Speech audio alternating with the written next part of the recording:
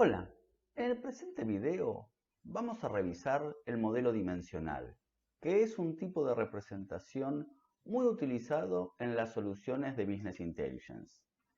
Para eso, me interesa repasar y que podamos responder tres preguntas. En primera instancia, ¿cómo entender las necesidades de información del negocio a través de los conceptos de un modelo dimensional? Después, va a entender para qué sirven y cómo construir el modelo dimensional conceptual en primera instancia y para qué sirve y cómo construir el modelo dimensional lógico más cercano a la implementación. Vamos por ello entonces. Respecto al modelo dimensional, vale la pena entender que nos va a servir para una etapa de análisis del negocio que tiene que ver con poder hacer en principio un relevamiento inicial donde vamos a identificar decisores claves en la organización, a partir de esto poder hacer entrevistas iniciales y entender algún tipo de necesidades de tipo generales. Y a partir de ahí poder definir el alcance de la solución de Business Intelligence. Y para eso vamos a tener que identificar y priorizar distintas áreas de decisión.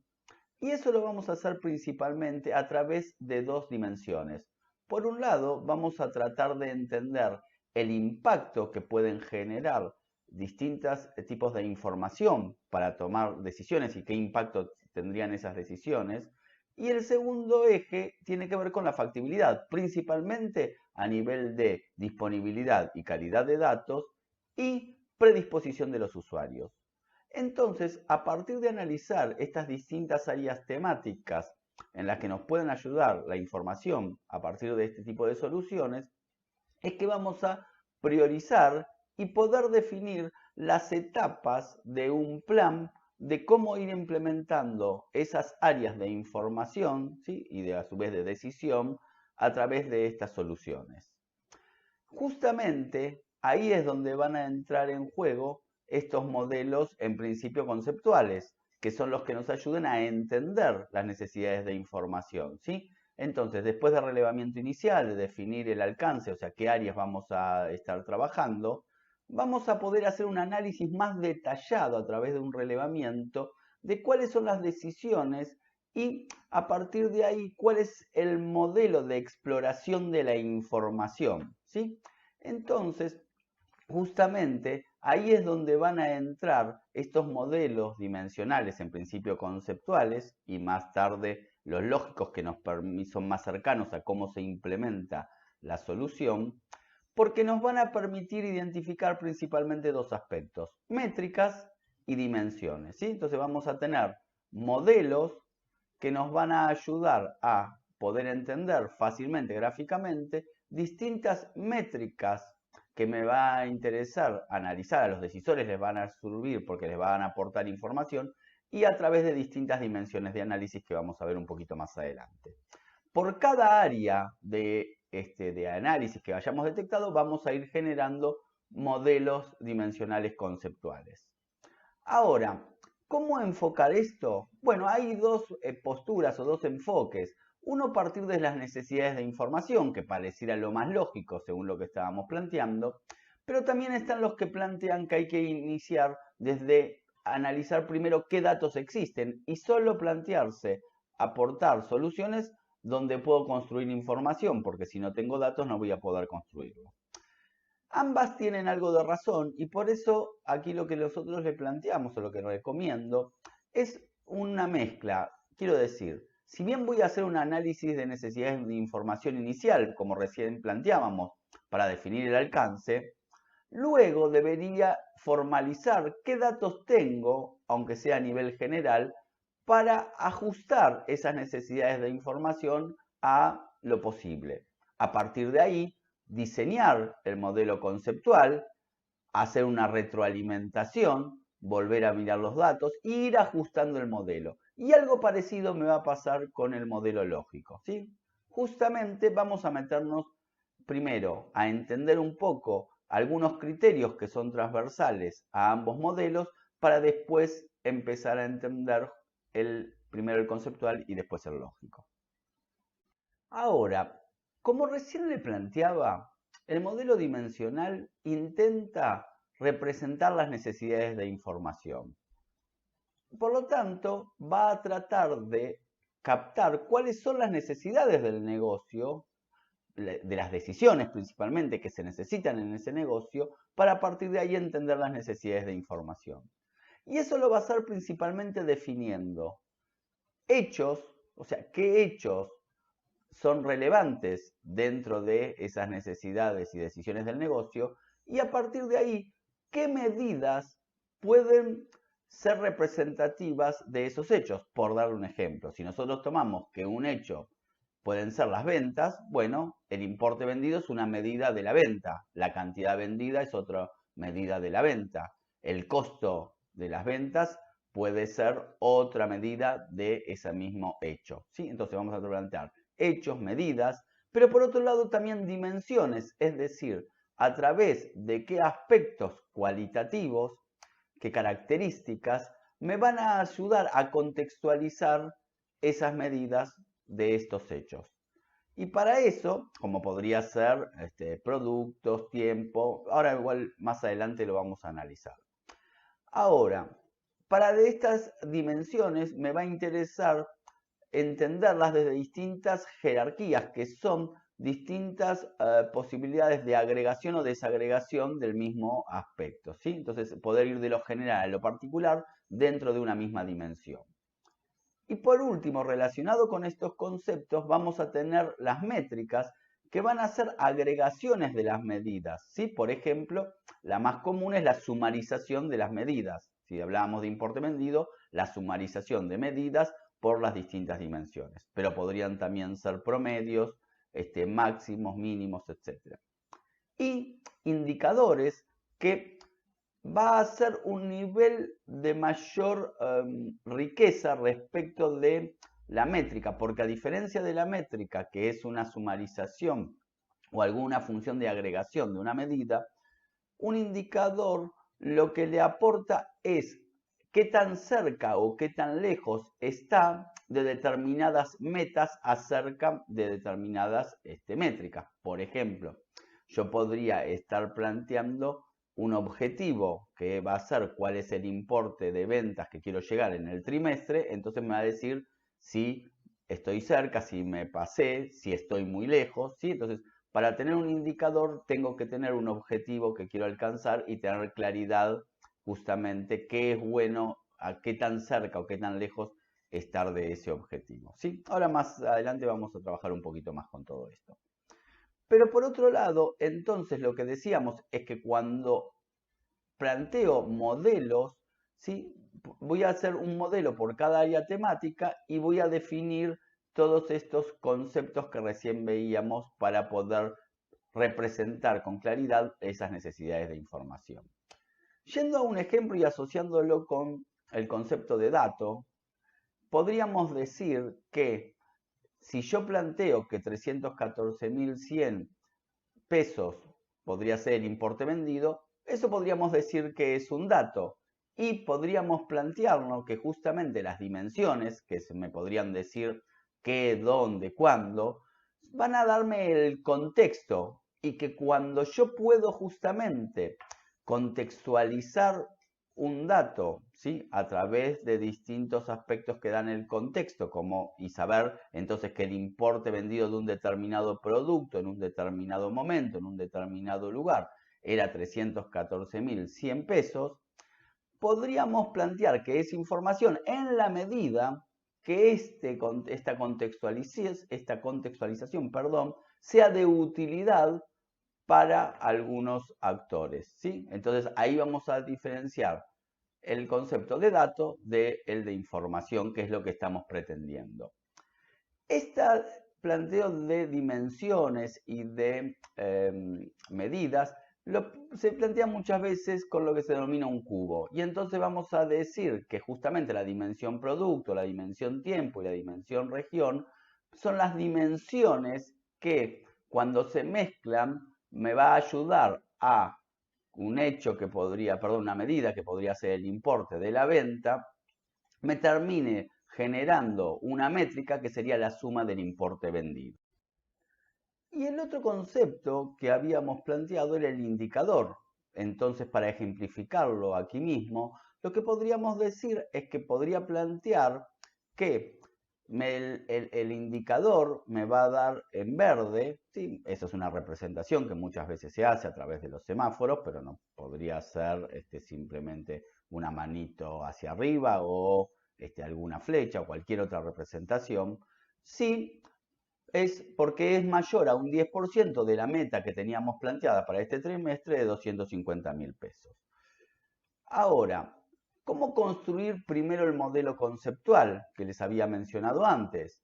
Bueno, lo que podríamos plantear primero es que lo que vamos a querer hacer es un modelo que se base principalmente en entender las necesidades de información, no tanto de cómo lo voy a implementar, porque en ese modelo se van a basar después el modelo dimensional lógico, más cercano sí a las herramientas de exploración, y que cuando construya justamente a través de las herramientas de exploración, también voy a poder siempre estar basando como una guía en qué necesidades de información me plantearon los usuarios. Ahora, ¿qué voy a definir en ese modelo? Y por un lado, las métricas y por otro lado, como les decía, las dimensiones que van a tener a su vez jerarquías relevantes a partir de distintos atributos. ¿Sí? Ese modelo me va a estar haciendo y me va a tener que ayudar a representar la necesidad de negocio. Por eso siempre lo voy a tener que estar haciendo desde una perspectiva de las necesidades del negocio. Eso es muy importante. Representarlo es relativamente sencillo porque vamos a representar a través de estos rectángulos las dimensiones y a través de este tipo de representación que va acá abajo, las métricas, que voy a ir poniéndolas una a continuación de la otra, y si puedo tener una o más jerarquías que las voy a ir planteando de esta manera, como dice, donde dice nivel 1, nivel 2, nivel 3. ¿Sí? Vayamos a un ejemplo de una dimensión.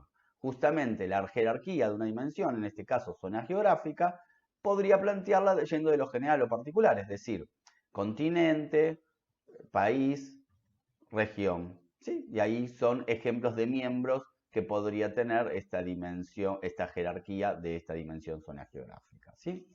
Ahora, por otro lado, de alguna manera, lo que estamos planteando en estos niveles jerárquicos justamente es poder ir de una granularidad gruesa, ¿sí? De lo general, a una granularidad fina, que es yendo a lo particular. ¿Sí? El caso de las métricas, lo que tratan de hacer, como les decía antes, son funciones de agregación. ¿Sí? Y por default es una sumarización, pero si llegara a tener algún otro tipo de función de agregación, se le suele poner entre paréntesis para que quede claro qué es lo que estamos planteando. ¿Sí? Y de alguna manera va a haber algunas que van a ser directas y algunas que van a poder ser de tipo calculadas, y en ese caso solemos poner entre paréntesis cuál es esa agregación o cálculo que planteamos respecto de esa métrica. ¿Sí? Acá les estoy dando un ejemplo justamente de esto mismo, en un modelo que intenta representar el desempeño de los alumnos, ¿sí? En las distintas dimensiones que estamos planteando. En este caso son las materias, alumnos, características de los alumnos, obviamente, y el tiempo, ¿sí? De su desempeño en estas materias. Estas de abajo son las distintas métricas. Fíjense que no tienen nada porque estamos hablando de sumarización, pero en esta de aquí, por ejemplo, como es una medida calculada que implica un algoritmo, lo ponemos acá. O a esta que es distinta de sumarización y es un promedio, también le ponemos entre paréntesis de qué estamos hablando. ¿Sí? Y acá fíjense cómo en esta dimensión estamos planteando que hay dos jerarquías distintas. Una que baja a la materia desde un área de conocimiento y otra que baja desde la carrera al departamento y finalmente la materia. ¿Sí? Entonces, los pasos que le propongo para construir el modelo conceptual son, por un lado, trabajar cada área temática a la vez. ¿Sí? Voy a hacer un modelo por cada área temática que trate de atacar la información que necesita para las decisiones. Identificar los decisores claves para esa temática y definir juntos a ellos primero las métricas sobre el negocio, que es sobre las que le interesa decidir. Luego, identificar las dimensiones sobre las que le interesa analizar justamente esas métricas. identificar las jerarquías más relevantes por cada dimensión para entender la granularidad y la dinámica de la exploración de esas métricas a través de las dimensiones, para luego poder graficarlo todo en un diagrama con las características que recién veíamos.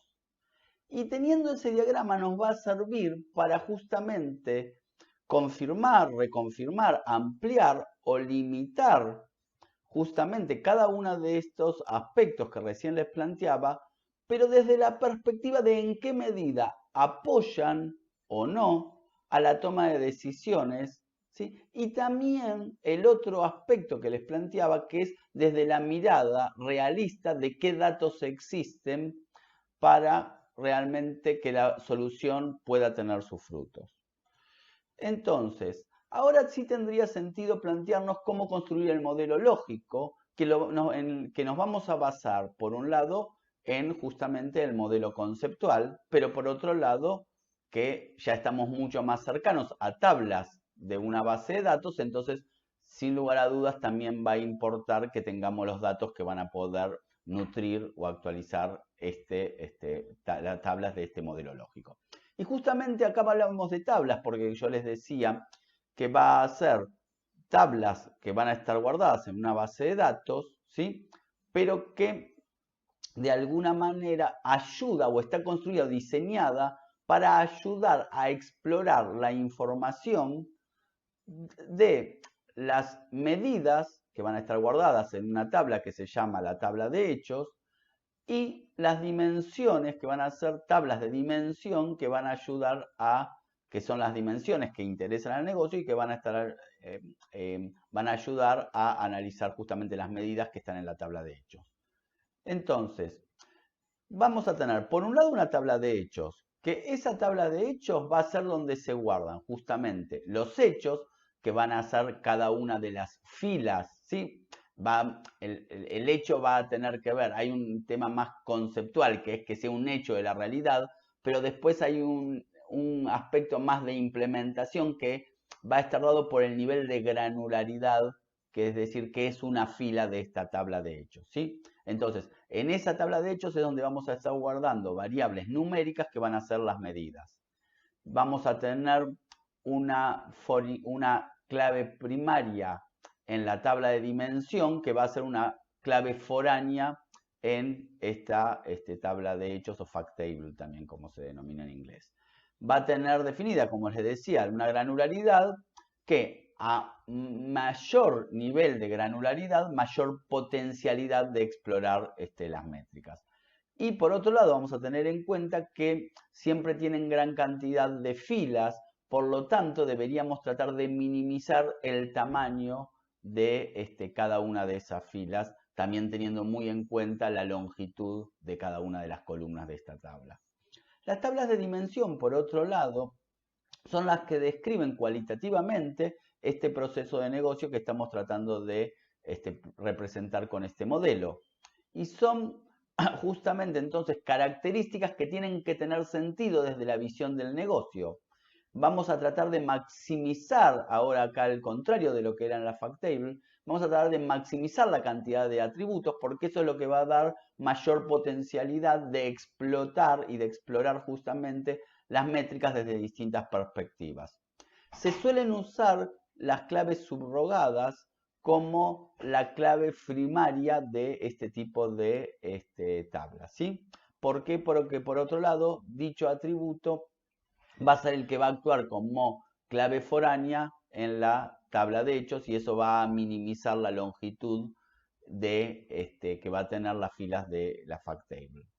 ¿Sí? Para darles un ejemplo de un modelo respecto de aspectos que veníamos viendo en los ejemplos previos, podríamos plantear una tabla de hechos como la que se ve acá, donde vemos que abajo están las medidas, las claves foráneas a cada una de las tablas de dimensiones y en donde la tabla de dimensiones tenemos un conjunto de atributos. Y podemos ver que tiene, en este caso se llama estrella porque tiene un solo nivel. Y por otro lado, porque todos los atributos de la dimensión van a estar en una única tabla, ¿sí? Entonces, a esta representación del modelo lógico es lo que se llama justamente el modelo estrella.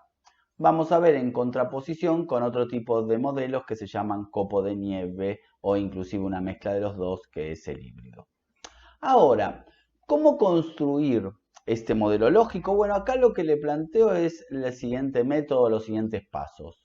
En principio, seleccione el proceso que va a atacar, que es el modelo, va a ser a través de el análisis de uno de los modelos conceptuales que habíamos planteado.